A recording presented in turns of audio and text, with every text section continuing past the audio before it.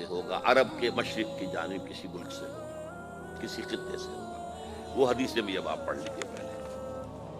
پھر میں کہہ رہا ہوں یہ خزانہ ہے جو ہم نے آپ کی خدمت میں پیش کیا ہے، کاش کہ آپ اس کی قدر کر سکیں، یہ حدیثیں آپ کو ازبر ہو جائیں، یاد ہو جائیں، لوح قلب پر نقش ہو جائیں۔ ہندوستان اور خراسان یعنی موجودہ افغانستان کا ذکر۔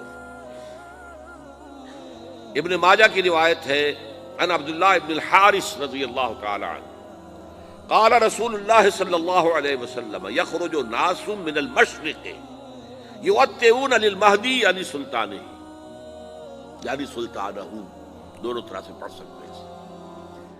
حضرت عبداللہ ابن حارث فرماتے ہیں رضی اللہ تعالی عنہ کہ حضور نے ارشاد فرمایا مشرق کی طرف سے وہ فوجیں نکلیں گی، لوگ آئیں گے جو عرب میں مہدی کی حکومت قائم کریں گے۔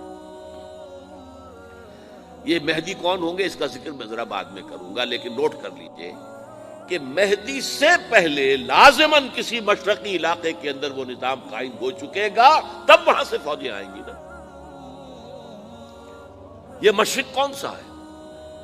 عرب کے مشرق میں آپ چلیے ایران بھی آ جائے گا، افغانستان بھی ہے، پاکستان بھی ہے، اور اگر اسے اور توسیع دیں تو ہندوستان بھی ہے۔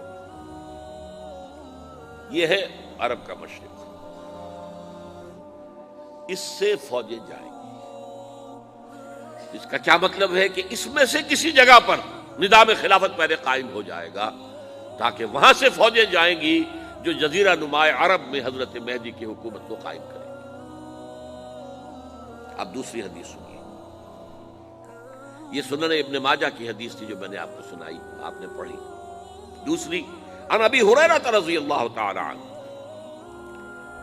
یہ ترمذی شریف کی روایت ہے، قال قال رسول اللہ صلی اللہ علیہ وسلم یخرج من خراسان رایات سود لا يردها شیء حتی تنصب بإیلیا۔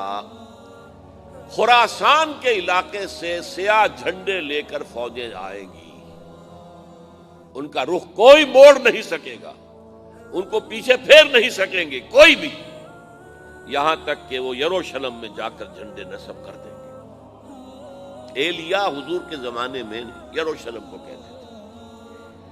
یہ یروشلم تھا جب حضرت سلیمان کی حکومت تھی اور یہاں پر معبد سلیمانی، ہیکل سلیمانی قائم ہوا، پھر یہ یروشلم ہی رہا ہے تاریخ میں، یہاں تک کہ سن 70 عیسوی میں جب ٹائٹس رومی جنرل نے اس کو گرایا، ختم کیا، سیکنڈ ٹیمپل گرا دیا اور یہاں سے یہودیوں کو کہا نکل جاؤ، یہاں سے کوئی یہودی باقی نہیں رہا، بالکل تہو بالا برباد کر دیا۔ اس کے کوئی 150 سال بعد ہیڈریان، رومن ایمپرر ہیڈریان، اس نے پھر دوبارہ آباد کیا اس شہر۔ 150 سال تک یہ بالکل بنجر اور بالکل غیر آباد پڑا تھا۔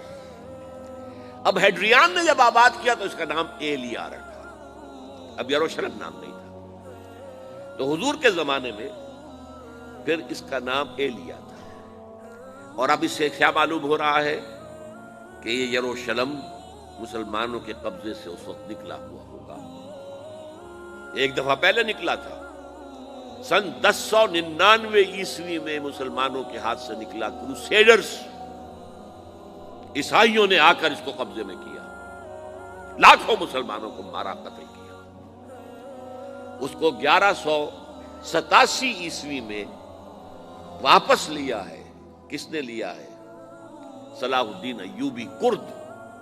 عرب کھوکھلے ہو چکے تھے، عربوں نے کھویا، واپس نہیں لے سکے، بہت حکومت کر چکے تھے، 400-500 برس کی حکومت کر کے، اور ان کے عیش اور ان کے آرام، اب ان میں جان نہیں تھی کہ وہ واپس لے سکے۔ واپس لینے والا گرم کرد خون تھا، صلاح الدین ایوبی۔ تو گویا کہ اب آپ سمجھئے کہ 88 برس تک عیسائیوں کا قبضہ رہا یروشلم۔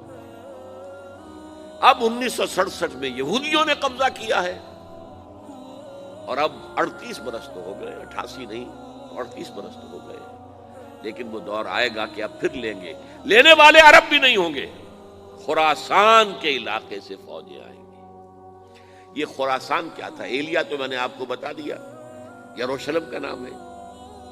خراسان اس زمانے میں ایک بہت بڑے ملک کو کہتے تھے، کچھ حصہ پاکستان کا بھی اس میں شامل ہے، کچھ حصہ ایران کا بھی ہے۔ ایران کے اس حصے کو اب بھی خراسان کہتے ہیں، وہ ایک صوبہ ہے۔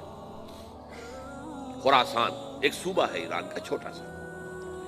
پاکستان میں خاص طور پر یہ جو علاقہ مالا کنڈ ایجنسی کہلاتی ہے، اس سے اوپر جتنا علاقہ ہے، اور یہ جو واخان کی ایک پٹی آتی ہے اوپر، واخان افغانستان کی ایک پٹی سی دم سی چلی آتی ہے جو جا کر چائنا کی سرحد سے مل جاتی ہے، یہاں سے لے کے یہاں تک یہ جو مالا کنڈ کا وہ درہ ہے اور پہاڑ ہے، یہ بھی خراسان کا حصہ ہے۔ باقی تقریباً 2/3 آف افغانستان ساؤدرن حصہ نہیں ہے خراسان کا حصہ، یہ سیستان کہلاتا تھا، یہ خراسان نہیں ہے۔ لیکن یہ کہ اوپر کا 2/3 آف افغانستان اور اس کے ساتھ یہ جو عرب جو اب یہ ترک ممالک آزاد ہوئے ہیں سوویت یونین کی ڈسولوشن کے ساتھ، یہ سارا علاقہ کہلاتا ہے خراسان بزرگ۔